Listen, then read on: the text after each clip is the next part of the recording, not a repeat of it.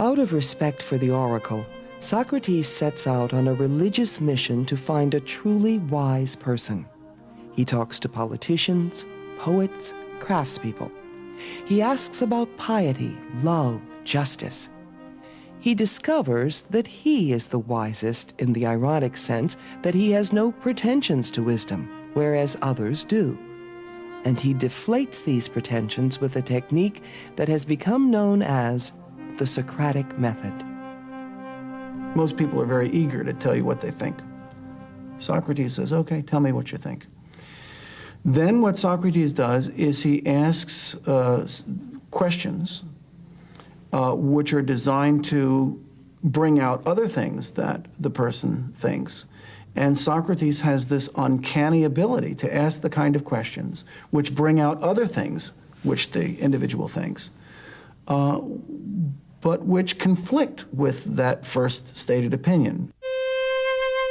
In the first book of Plato's Republic, the boastful character Thrasymachus argues that justice is whatever is in the interest of the rulers. Socrates pursues the point.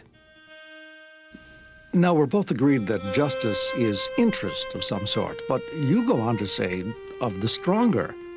About this addition, I'm not so sure and must therefore question further. Proceed. First, tell me, do you admit that it is just for subjects to obey their rulers? I do. But are the rulers of states absolutely infallible, or are they sometimes liable to err? Oh, to be sure, they are liable to err. Then in making their laws, they may sometimes make them rightly and sometimes not? True. When they make them rightly, they make them agreeably to their interest. When they are mistaken, contrary to their interest. You admit that? Yes. And the laws which they make must be obeyed by their subjects, and that is what you call justice? Doubtless. Then justice, according to your argument, is not only obedience to the interest of the stronger, but the reverse. What is it that you are saying? Well, have we not admitted that the rulers may be mistaken about their own interest in what they command, and also that to obey them is justice? Yes. Then you must also have acknowledged justice not to be for the interest of the stronger, when the rulers unintentionally command things to be done which are to their own injury. Yes, but...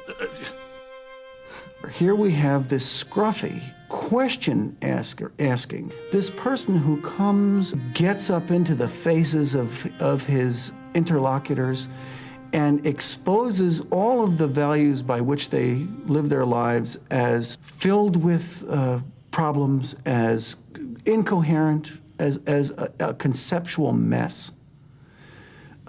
He must have been not only physically ugly, but extremely, extremely irritating.